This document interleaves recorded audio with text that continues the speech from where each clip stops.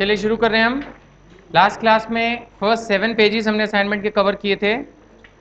Duties को basically हमने finish किया था, बातचीत नहीं। आज हम शुरू कर रहे हैं rights of partners towards one another.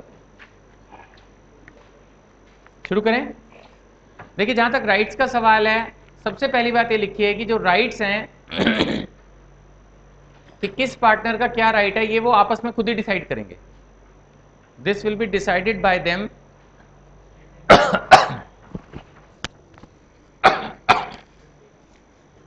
This will be decided by them among themselves. वो खुद ही इस बात का फैसला करेंगे कि किस पार्टनर के पास क्या राइट है क्या नहीं। जैसे एक एग्जांपल लेते हैं, मान लेते हैं कि सेल्स करनी है, तो which partner is authorized to do sales.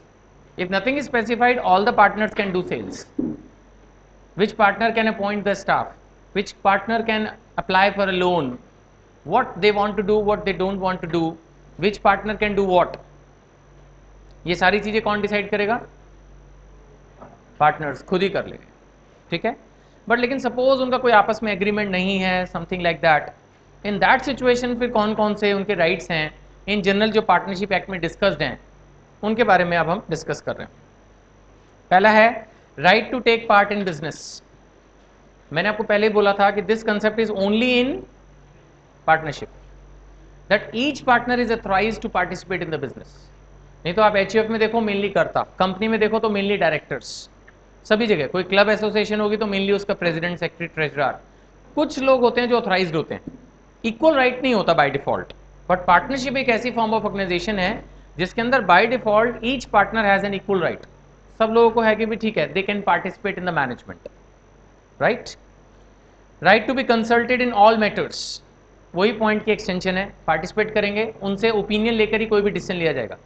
इस बारे में पार्टनरशिप एक्ट ये कहता है कि अगर कोई फंडामेंटल मैटर है, जैसे बिजनेस चेंज करना है, नहीं, कोई ऑफिस बेच के दूसरा खरीदना है, कोई नई लाइन ऑफ बिजनेस शुरू करनी है, फंडामेंटल मैटर्स हैं। कोई नया पार्टनर अपॉइंट करना है, कोई एग्जिस्टिंग पार्टनर रिटायर होना चाहता है, पहले ऐसी कोई बात नहीं थी, अब all of a sudden he is thinking, तो फंडामेंटल मैटर्स में तो चाहिए यूनानिमस ओपिनियन। लेकिन जो ऑर्डिनरी मैटर्स हैं, किसको सेल करनी है, किसको परचेज करनी है, क्या करना है क्या नहीं, रूटीन में जो डे टू डे लाइफ है, उसमें अगर मेजॉरिटी डिसीजन भी हो जाए तो चलेगा। पर याद रखना कि जितनी भी बातें मैं पढ़ा रहा हूं, ज्यादातर बातें सजेशंस हैं। जितनी भी बातें पार्टनरशिप एक्ट में लिखी हैं, पिछली क्लास में बोला था, ज्यादातर बातें सजेशंस हैं, बाइंडिंग नहीं है। ज्यादातर बातें पार्टनर्स आपस में जो एग्री करते हैं, पार्टनरशिप डीड, वो ज्यादा सुप्रीम है एक्ट से। कहीं ना कहीं पार्टनरशिप एक्ट ने पार्टनर्स को ये फ्रीडम दी हुई है कि भाई तुम देख लो तुम्हें क्या करना है, आफ्टर ऑल बिजनेस तुम्हें करना है, you decide what you want. But suppose there is no decision, then the suggestions of the partnership act are there. जो प्रोविजंस हैं वो मैं उनको सजेशंस क्यों बोल रहा हूं? क्योंकि दे आर नॉट बाइंडिंग। मैंने बोल दिया कि जी फंडामेंटल मैटर्स पे डिसीजन जो है वो मेजोरिटी से होना चाहिए, ऑर्डिनरी मैटर्स में मेजॉरिटी ओपिनियन चलेगी और उसमें यूनानिमस चाहिए। लेकिन हो सकता है पार्टनर्स के नहीं जी, कोई भी डिसीजन होगा उसमें यूनानिमस कंसेंट चाहिए, सबकी ओपिनियन होगी तभी करेंगे। सो पार्टनरशिप डीड में जो डिसीजन है वो सुपीरियर डिसीजन होगा, और जो पार्टनरशिप एक्ट में जो प्रोविजन है उसका थोड़ा सजेशन टाइप, एडवाइजरी नेचर ज्यादा है, बाइंडिंग फोर्स कम है। बात समझ में आ रही है? तीसरा पॉइंट है right to have access to the books of accounts. ऐसा भी हर जगह नहीं होता, पार्टनरशिप में ही होता है कि each partner has a right to access to books of accounts. जो किताबें बनी हुई हैं उस पर उनका पूरा एक्सेस है, वो उनका कॉपी ले सकता है, इंस्पेक्शन कर सकता है, इंश्योर कर सकता है कि जो बुक्स ऑफ अकाउंट्स बनी है वो ट्रू बुक्स ऑफ अकाउंट्स हैं, उनमें कोई कंफ्यूजन, कोई प्रॉब्लम नहीं है। राइट टू रेम्यूनरेशन, ये इंपॉर्टेंट पॉइंट है। बाय डिफॉल्ट पार्टनरशिप एक्ट के हिसाब से पार्टनर्स को सैलरी नहीं मिलनी चाहिए। इंपॉर्टेंट पॉइंट है, ध्यान से सुनने का है। पार्टनरशिप एक्ट ये कहता है बाय डिफॉल्ट पार्टनर्स को सैलरी नहीं मिलनी चाहिए, तो फिर क्या मिलना चाहिए? Only the share of profits, because partnership firm is a firm to do business for sharing of profits. हाँ, लेकिन अगर पार्टनरशिप एक्ट में ये बात लिखी हो कि उनको सैलरी देनी है तो फिर सैलरी मिल भी सकती है, देयर इज नो प्रॉब्लम। यानी कि जब तक ये बात पार्टनरशिप एक्ट में नहीं लिखी होगी तब तक उनको सैलरी नहीं मिलेगी। Is it clear? Right to share profits, ये तो है। They may agree among themselves the profit sharing ratio, and if there is no profit sharing ratio then equal. Right to interest on capital, no interest. Just like remuneration, partnership act के हिसाब से partners को interest on capital allowed नहीं होता, but again इसमें भी वही बात होती है, अगर वो पार्टनरशिप डीड में एग्री कर लें तो एक reasonable percentage of interest payable भी हो सकता है। फिर ये भी कंसेप्ट है इसके अंदर कि अगर प्रॉफिट्स होंगे तो इंटरेस्ट मिलेगा, नहीं तो नहीं मिलेगा। फिर ये फिर से कंसेप्ट पार्टनरशिप डीड फिर से ओवर रूल कर सकती है इस पॉइंट को भी, वो बोले नहीं चाहे प्रॉफिट हो या लॉस हो, इंटरेस्ट ऑन कैपिटल तो दे ही दो, जो पैसा लगाया हुआ बंदे को कुछ तो दो। सो अगेन बार बार मैं वही बात बोल रहा हूँ, partnership deed is superior to partnership act, subject to few matters. कुछ मैटर्स को अगर छोड़ दें तो पार्टनरशिप डीड जो पार्टनर्स आपस में एग्री करते हैं that is superior to even the partnership act, क्योंकि वहां जो भी सजेशंस हैं वो ज्यादातर एडवाइजरी नेचर के हैं and partners can change that. Interest on advances, एक तो होता है कैपिटल, जब एक फर्म बनेगी तो कुछ पार्टनर्स कैपिटल लाएंगे, समटाइम बाद में भी कैपिटल कंट्रीब्यूशन आता है, लेकिन समटाइम फर्म को टेम्परेरी फंड्स की जरूरत है तो हो सकता है कि कोई पार्टनर कोई एडवांस दे दे। आ रही बात समझ में? सो वो एडवांस का क्या होगा, उसके ऊपर इंटरेस्ट अलाउड है, 6% रेट इसका पार्टनरशिप एक्ट सजेस्ट करता है। But again I will say कि अगर इसमें पार्टनर्स कुछ और रेट एग्री करना चाहें तो कर सकते हैं, ऐसा भी कोई हार्ड एंड फास्ट नहीं है कि भी 6% ही देना है, कम ज़्यादा हो ही नहीं सकता। This is again an suggested rate of interest by the partnership act कि भी 6% इंटरेस्ट दे दो, by default nothing specified, 6% interest दे दो, बात खत्म। बात आ रही समझ में? जहां तक इंटरेस्ट ऑन एडवांसेस का सवाल है,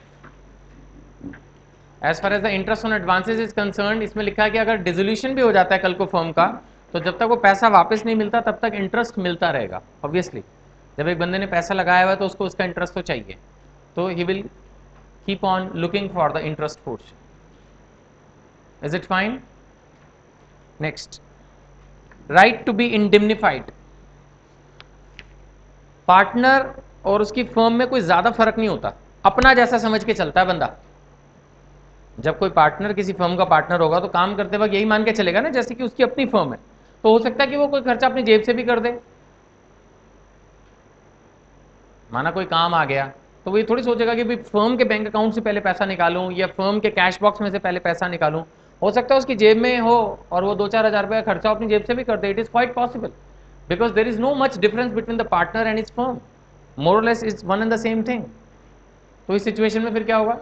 definitely is a right to be indemnified. जो खर्चा उसने अपनी जेब से कर दिया पार्टनरशिप फर्म के बिजनेस के लिए, उसको वो पैसे तो वापस मिलने चाहिए ना। हम ये थोड़ी बोलेंगे चल यार अब हो गया तो हो गया, कोई बात नहीं, हो तो गया, but he has a right to be indemnified. After all, he has done the expenditure for the benefit of the firm as a whole. Is it clear? चलिए next point, right to use partnership property for business of the firm. Now this is a very simple kind of a thing.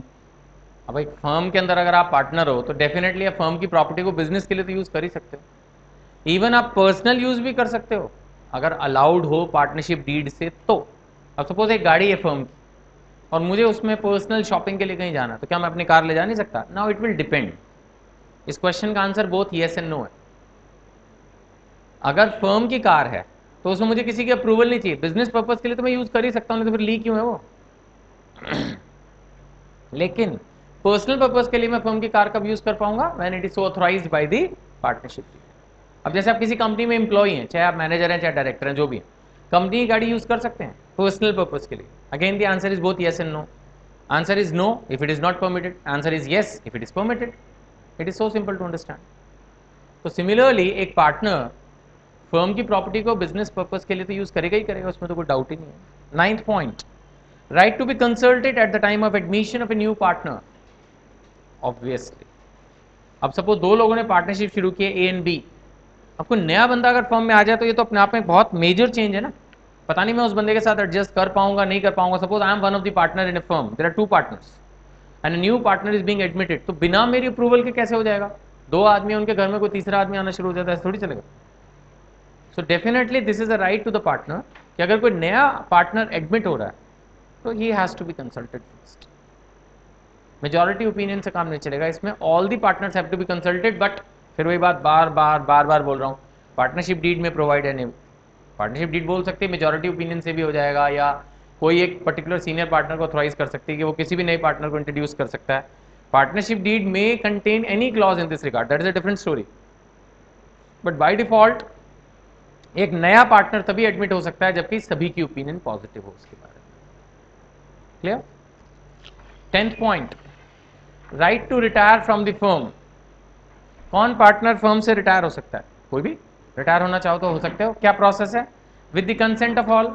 Naturally जब आप entry with the consent of all लेते हो तो exit भी with the consent of all he होगी। बिना सबकी approval कैसे? थोड़ी कल से आपने बोल दिया मैं जा रहा हूँ कहीं, जा, चलो मैं बोलता हूँ मैंने ही बात बोली, चलो उस बात में तो फिर भी है सब, मैंने बोला मैं जा रहा हूँ, उन्होंने कहा जा, तो फिर तो ये तो कंसेंट हो गई। फिर भी मानो उन्होंने कहा नहीं नहीं ऐसे नहीं जा सकते आप, तो ऐसा थोड़ी है कोई।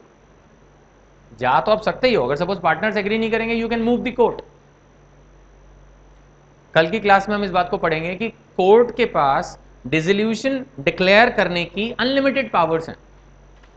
Court can allow dissolution in any situation if it is just and equitable, यानी अगर उनको लगे कि सही है तो वो किसी भी ग्राउंड पर डिसोल्यूशन अलाउ कर सकते हैं।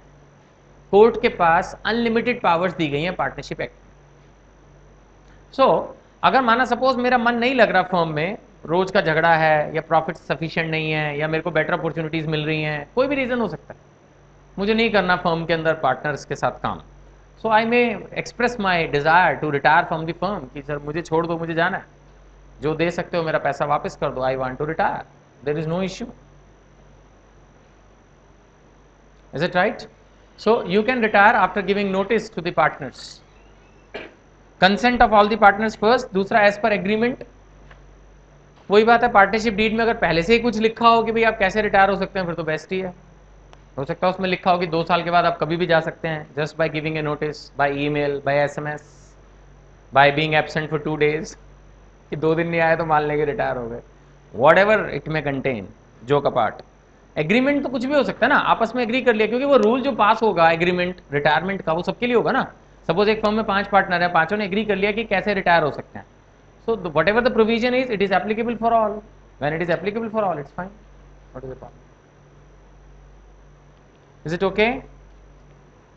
Right not to be expelled. I am sorry, इसमें एक थर्ड पॉइंट और है, by giving written notice to all the partners. ये पार्टनरशिप एट विल पे होता है, अभी पढ़ाऊंगा थोड़ी देर बाद, दोबारा से आएगा ये। जो पार्टनरशिप एट विल होती है ना, भी ठीक है, इंडेफिनिट पीरियड के लिए चलती जाएगी, जब तक चाहे चला लो, जब तक चाहे बंद कर दो। तो ऐसी सिचुएशन में पार्टनर जो है वो नोटिस देके पार्टनरशिप को डिसॉल्व भी कर सकते हैं, देयर इज नो इशू। ठीक है। Next is right not to be expelled. Expelled क्या होता है? निकाल देना। नॉट टू बी एक्सपेल्ड ऐसे नहीं कि आप पार्टनर को एम ही निकाल दोगे बस, किसी भी पार्टनर को। सपोज हम 5 हैं, 4 लोगों ने मीटिंग की, यार ये फालतू आदमी है हमारे बीच में, निकाल देते हैं इसको। अगर उन्होंने सोच लिया तो निकल ही जाएगा खैर वो, बट ऐसा नहीं है कि कोई पिताजी का राज है कि उसको बोल दे बस कल से नहीं आना तुम्हें। कोई एम्प्लॉय थोड़ी है, पार्टनर है भाई, पार्टनर भी मालिक होता है, ऐसा थोड़ी है। तो इसलिए लॉ में ये लिखी हुई है कि he has a power not to be expelled. But आगे आज ही हम पढ़ेंगे इस बारे में कि एक्सपल्जन की power majority partners in good faith in the interest of the firm after giving notice to the partner ले सकते हैं। अगर ये सारी बातें जो मैंने बोली फटाफट फटाफट, क्या क्या बोला? Majority partners in good faith in the interest of the firm after giving a chance of being heard to the partner they can take a decision. Majority क्यों बोल रहा हूं मैं इतनी इंपॉर्टेंट बात में? यूनानिमस क्यों नहीं बोल रहा? यूनानिमस कहां से होगा? अगर माना 3 पार्टनर, एक को निकालना, तो यूनानिमस तो हो ही नहीं सकता, सारे पार्टनर में से एक पार्टनर तो वो भी है, इसलिए इसमें फिर मेजॉरिटी ही कहना पड़ेगा। तो एक्सपल्जन की पावर तो है in the good faith in the interest of the firm, अगर वो ये प्रूव कर सकते हैं तो निकाला जा सकता है। लेकिन तब भी उसके पास ये ऑप्शन है कि वो कोर्ट में चला जाए कि जी गुड फेथ में नहीं हुआ, मेरे साथ चीटिंग कर रहे हैं, ये है वो है। वो पावर तो खैर, वो डिस्क्रिप्शन, वो ऑप्शन तो खैर उसके पास खुली ही रहेगी। Is it fine? Next, right of outgoing partner to carry on competing business. सुनने में ऐसा लगेगा ना कि ये गलत है, बट इट इज अलाउड। कोई पार्टनर अगर फर्म छोड़ के जा रहा है तो वो नेक्स्ट डोर बिजनेस खोल सकता है, यस। एडवर्टीजमेंट कर सकता है, यस।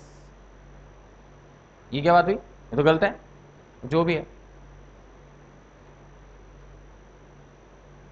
आप बोलोगे सर आपने तो पढ़ाया था कि वो ज्योग्राफिकल लिमिट्स में नहीं कर सकता, इतने साल नहीं करेगा, ये नहीं करेगा, वो नहीं करेगा। वो पढ़ाया था मैंने इंडियन कॉन्ट्रैक्ट एक्ट में। कॉन्ट्रैक्ट होगा तो वो रिस्ट्रिक्शन है, माना कोई कॉन्ट्रैक्ट किया ही नहीं तो फिर ये अलाउड है। आप समझिएगा, टेक्निकल पॉइंट है। अगर सपोज जब पार्टनरशिप हुई उसी वक्त एग्रीमेंट हो गया था कि अगर कोई पार्टनर गया तो वो 3 साल तक सिमिलर बिजनेस नहीं करेगा, तो फिर तो बाइंडिंग है वो। But suppose there is no such agreement, then he can do competing business. अगर आपने ऐसा रिस्ट्रिक्टिंग एग्रीमेंट किया जिसके अंदर उसको रीजनेबल ज्योग्राफिकल लिमिट्स में रीजनेबल टाइम पीरियड में बिजनेस करना अलाउड नहीं है, सिमिलर बिजनेस, तो वो एग्रीमेंट वैलिड है। मैं ये बोल रहा हूं वो रिस्ट्रिक्शन वैलिड है, लेकिन वो एग्रीमेंट आपने अगर किया ही नहीं फिर क्या होगा? इफ नथिंग इज देयर, तब बाय डिफॉल्ट क्या लॉ है? बाय डिफॉल्ट ये लॉ है कि आप कंपीटिंग बिजनेस कर सकते हैं। तो पार्टनरशिप एक्ट ने कोई प्रोटेक्शन नहीं दी हुई क्या इस बारे में? 2-3 बातें बोली हैं। आप फर्म का नाम यूज नहीं कर सकते, आप ये रिप्रेजेंट नहीं कर सकते कि आप फर्म के बिहाफ पे काम कर रहे हो, और आप फर्म के ओल्ड कस्टमर्स को सॉलिसिट नहीं कर सकते। सॉलिसिट मतलब उनको इनवाइट नहीं कर सकते। ये नहीं कि आप उनको टेली कॉलिंग करो, चिट्ठी लिखो, एसएमएस डालो कि भाई मैंने अब नई दुकान खोल ली है बढ़िया, छोड़ो फर्म को। वैसे भी तो मेनली काम आपका मैं ही देखता था, मैं वहां से कम रेट में बढ़िया सर्विस दूंगा आपको, छोड़ो उस फर्म को, मेरे पास आ जाओ। ये अलाउड नहीं। सो थोड़ी बहुत रिस्ट्रिक्शन पार्टनरशिप एक्ट ने लगा दी फिर भी, that you can't use the name of the firm, you can't represent that you are working in the firm only, and third, you can't solicit the old customers of the firm. तो old customers क्या आ ही नहीं सकते उस partner के पास, वो नई दुकान खोल ले तो आ सकते हैं, वो उनको सॉलिसिट नहीं कर सकता, अटेंड कर सकता है। फर्क है बात में, एक होता है बुलाना, एक है कि कस्टमर खुद ही आ गया तो आप अटेंड कर ही लोगे उसमें। Is it fine? Next point, right of outgoing partner to share subsequent profits. ये कोई राइट नहीं होता उसका, बट कब होता है? जब लिखा है तो कभी तो होता होगा ना। कब होता है? एक सिचुएशन में होता है सिर्फ, जब एक पार्टनर जा रहा है तो फर्म को क्या चाहिए कि उसके अकाउंट्स सेटल कर दे, आई मीन जो पैसा उसका बनता है उसको दे दे और नमस्ते करे। Suppose the firm is not in a position to pay him back the money, at least right now ये पॉसिबल नहीं है, किसी भी रीजन से बिजी है, अकाउंट सेटल नहीं हो पा रहे, या सेटल हो गए अभी उतने पैसे नहीं है, फिर क्या होगा? लॉ कहता है, पार्टनरशिप एक्ट ये कहता है कि अगर ऐसी सिचुएशन है कि पार्टनर का अकाउंट अभी तक सेटल नहीं किया, रिटायरिंग पार्टनर, आउटगोइंग पार्टनर है, जा रहा है, उसके अभी तक आपने पैसे नहीं दिए पूरे, तो उस पैसे से आप जो भी प्रॉफिट कमाओगे वो उसको देना है, या उस पैसे पे 6% इंटरेस्ट देते रहो उसको जब तक आप उसके पूरे पैसे वापस नहीं करते। दो में से एक चीज दोगे आप, या तो प्रॉफिट दोगे जो उसके पैसे से कमा रहे हो आप, जो उसको आपको दे देना चाहिए, या फिर उस पर 6% का इंटरेस्ट दोगे, 6% पर एनम, पर मंथ मत सोच लेना, नहीं तो जिंदगी में कभी पैसे लेने ही नहीं आएगा, हो चलो यही ठीक है।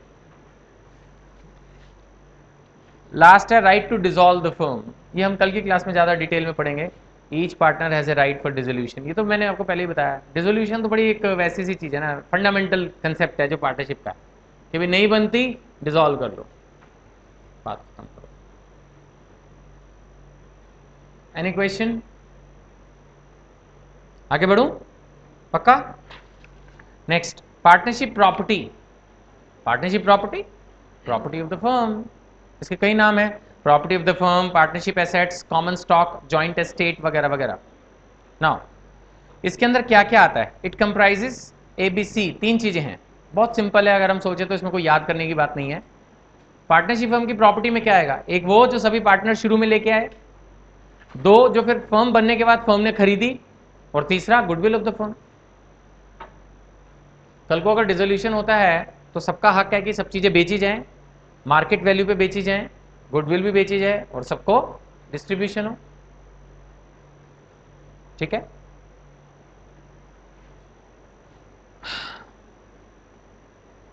एक पॉइंट इसमें दिया हुआ है जो थोड़ा समझने का है, क्योंकि मैंने बोला फर्म में और पार्टनर में ज्यादा फर्क नहीं होता, तो कई बार क्या हो सकता है, देयर इज ए पॉसिबिलिटी कि पार्टनरशिप फर्म किसी पार्टनर की पर्सनल प्रॉपर्टी को यूज कर रही हो। जैसे सपोज मैंने और इन्होंने मिलकर एक फर्म खोल ली, मेरे पास नेताजी सुभाष प्लेस में एक ऑफिस है, मान लेते हैं बंद पड़ा है, हमने कहा चलो आप, मैंने फर्म में कंट्रीब्यूट नहीं किया, वो फर्म में तो हमने पैसे लगाया दोनों ने 5-5 लाख, लेकिन मैंने कहा चलो मेरा ऑफिस खाली पड़ा है, अभी इतना कोई रेंट पे भी नहीं चढ़ा रहा है, उसी को अपना ऑफिस बना लेते हैं टेम्पररी। क्योंकि सॉरी, सिर्फ इस बात से कि फर्म मेरी किसी पर्सनल प्रॉपर्टी को यूज कर रही है, वो फर्म की प्रॉपर्टी नहीं बन जाएगी, that will remain my property. कल को अगर डिसोल्यूशन होता है तो उस प्रॉपर्टी से कोई लेना देना नहीं है डिसोल्यूशन का, वो तो चीज मेरे पास थी, मेरे पास ही रह गई। डिसोल्यूशन अदर एसेट्स का होगा, जो फर्म की प्रॉपर्टीज हैं, जो पार्टनर लाया एज ए कैपिटल कॉन्ट्रीब्यूशन, या जो फर्म ने खरीदी। वो फर्म की प्रॉपर्टी मानी जाएगी। वो प्रॉपर्टी फर्म की नहीं मानी जाएगी जो किसी पार्टनर की पर्सनल प्रॉपर्टी थी और firm for the time being उसको अपने बिजनेस के लिए यूज कर रही थी, उस चीज को नहीं माना जाएगा। Is it clear? Any question? Next, personal profits earn by partners. ये थोड़ा सा सुनने वाला है, ध्यान से, नॉर्मल से ज्यादा ध्यान देने की जरूरत है इस पे। तीन बातें हैं इसमें। पहला, जब आप फर्म का बिजनेस कर रहे हो, सपोज कोई पार्टनरशिप फर्म के बिहाफ पर बिजनेस कर रहा है, तो क्या वो कोई पर्सनल प्रॉफिट जनरेट कर सकता है उसी काम में अपना बीच में? The answer is both yes and no. The answer is no in routine. अगर वो ऐसा करता है तो उसको सारे प्रॉफिट फर्म को वापस देने पड़ेंगे, but he may be allowed. अब क्वेश्चन ये उठता है कि कोई क्यों अलाउ करेगा, बात बिल्कुल ठीक है आपकी, बट एक्सेप्शनली हो सकता है कि कोई बंदा बहुत सीनियर पार्टनर हो और उसको अलाउ भी कर दिया जाए। अब जैसे मान लेते हैं कि, अब मैं कोचिंग का एग्जांपल ले लेता हूं, नहीं तो डॉक्टर का भी एग्जांपल ले सकते हैं, सीए का भी एग्जांपल ले सकते हैं। अब जैसे कोचिंग का एग्जांपल लेते हैं, आप यहाँ बैठे, सपोज मैंने किसी टीचर के साथ पार्टनरशिप करके एक कोचिंग इंस्टीट्यूट खोल लिया, तो जो भी इनकम आएगी वो उस फर्म की ही होगी, और क्या होगा। लेकिन मान लेते हैं कि कोई उसके पुराने रेफरेंस से कोई स्टूडेंट आ जाता है और वो उसी जगह में उस पुराने स्टूडेंट को पढ़ा के कुछ पर्सनली भी अपनी इनकम कमा लेता है, इट्स फाइन। या सपोज हमने एक फर्म खोली है, फर्म की प्रॉपर्टी जो है वो कॉमर्स की कोचिंग क्लासेस के लिए, बट वो जो टीचर है वो मैथमेटिक्स का है, और मान लेते हैं कोई साइंस का स्टूडेंट भी आ गया, वो रूटीन में हमारे बिजनेस का है नहीं, तो उसने फर्म की प्रॉपर्टी यूज करके पर्सनल प्रॉफिट कमा लिया। नॉर्मल सर्कमस्टांसिस में अलाउड नहीं होगा, but I may allow, we both of us may agree to it कि चल ठीक है यार, क्या फर्क पड़ गया, मिलके तो एक चीज बनाई हुई है ना। अगर उसमें माना एक बंदे ने थोड़ा पर्सनल प्रॉफिट भी कमा लिया, उसको फायदा है ना, अपना क्या जा रहा है, वी मे अलाउ। एक्सट्रीम ये है कि इवन कंपीटिंग बिजनेस भी अलाउ किया जा सकता है, वैसे इसकी प्रोबेबिलिटी बहुत लो है, बट पार्टनरशिप एक्ट कहता है हो सकता है अलाउ कर दे। मतलब जैसे इसी एग्जांपल को आगे बढ़ाएंगे, एक टीचर है, वो मैं और वो पार्टनरशिप में काम कर रहे हैं, हमारा कॉमन कोचिंग बिजनेस तो है ही है, सपोज उसने अपना अलग भी कोचिंग इंस्टीट्यूट खोला हुआ है, वी में एग्री, ठीक है, एग्री होने को तो कुछ भी हो सकता है ना। अब डॉक्टर्स नहीं है, डॉक्टर्स हॉस्पिटल्स में भी जाते हैं, उनके अपने क्लिनिक्स भी होते हैं, तो सब प्रैक्टिकल वर्जन हैं, ये मे बी अलाउड, क्या प्रॉब्लम है। हो सकता है आप सोचे यार जो मेरे पेशेंट हैं वो तो मेरे को ही देखेंगे, साथ में तेरे को भी दिखा लेंगे, वो भी ऐसे सोचेगा मेरा भी अपना क्लिनिक है, तो एक तरह से दोनों पार्टनर्स भी हैं, फिर भी कंपीटिंग बिजनेस भी है, may be allowed, what is the problem. नहीं, ऐसे क्वेश्चंस का जवाब मैं नहीं दे पाता। बाय डिफॉल्ट तो नॉट अलाउड है, अगर आप इस पे पूछ रहे हैं चलो, तो बाय डिफॉल्ट तो नॉट अलाउड है। बाकी लॉ यही कहता है कि it will depend on the agreement between the parties, क्योंकि पार्टनरशिप एक्ट में मैंने पहले ही बोला कि mostly provision suggestion nature type के हैं कि भाई ये है, बट पार्टनरशिप डीड में प्रोवाइड अदरवाइज। तो बाय डिफॉल्ट अगर आपसे पूछा जाए चलो फिर तो ज़्यादा चांस किस बात के हैं, ज़्यादा चांस तो इसी बात के हैं कि प्राइवेट प्रॉफिट करना या कंपीटिंग बिजनेस अलाउड नहीं होगा। सिंपल, अगर येस नो है तो फिर नो होगा, और अगर आपने ऐसा किया विदाउट अप्रूवल तो जो भी आपने प्रॉफिट्स कमाए हैं वो फर्म के पास आ जाएंगे, and then it will be shared among all the partners. तीसरा, ये और भी ज़्यादा ध्यान से सुनना है, कई बार पार्टनरशिप फर्म में जब आप एंटर करते हो एज ए पार्टनर, तो आपके ऊपर रिस्ट्रिक्शन लगा दी जाती है कि आप फर्म के बिजनेस के सिवाय कोई और बिजनेस नहीं करोगे। कई बार जब आप पार्टनरशिप फर्म में एंटर करते हो तो आपके ऊपर ये रिस्ट्रिक्शन लगा दी जाती है कि आप फर्म के बिजनेस के अलावा कोई और बिजनेस नहीं करोगे। ऐसा क्यों लगाया जाता है? Is it justified? Yes, so that you can focus totally on the firms business.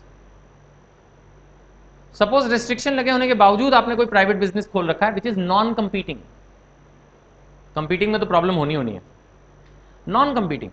जैसे एक एग्जांपल लेते हैं कि हमारा सीमेंट का बिजनेस है और आपने साथ में इलेक्ट्रॉनिक गुड्स की कोई शॉप भी खोल रखी है अपनी, वो बाद में पता चल गई पार्टनर्स को, उसको बोलेंगे तेरे को बोला था कि कुछ और काम नहीं करने का है, फिर तुमने एक शॉप खोल रखी है या एक और फैक्ट्री डाल रखी है किसी चीज़ की। इन दिस सिचुएशन लॉ कहता है कि अगर ऐसी कोई चीज़ पकड़ी जाएगी तो उसके प्रॉफिट्स फर्म के प्रॉफिट्स नहीं बन जाएंगे, हाँ the partners has a right to sue that partner for damages.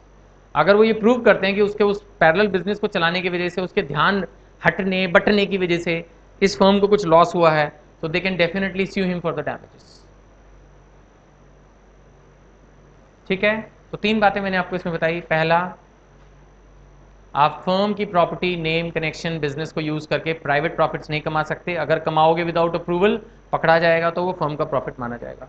दूसरा, आप फर्म से competing business privately without approval नहीं कर सकते। अगर करते हो, पकड़ी जाएगी तो उसके सारे प्रॉफिट्स फर्म के प्रॉफिट माने जाएंगे। तीसरा, अगर आपके पास अप्रूवल नहीं है तो आपको नॉन कंपीटिंग बिजनेस भी नहीं करना चाहिए। अगर पकड़े गए तो खैर इसमें प्रॉफिट्स तो मर्ज नहीं होंगे फर्म के साथ, लेकिन you may be liable for the damages. Clear?